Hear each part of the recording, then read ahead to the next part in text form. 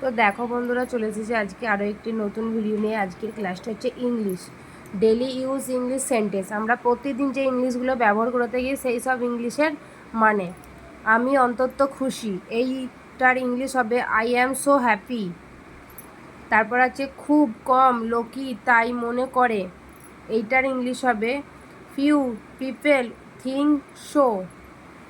তারপর আছে তারা আমাকে তা বলেনি, এইটা হবে they did tell me so.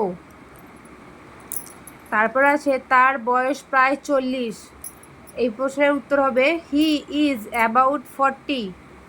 তারপর আছে আগামীকাল কেমন হবে, হাউ অ্যাবাউট টুমোর।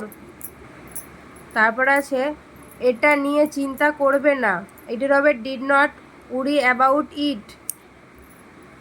সে চলে যাচ্ছে, he is about to leave.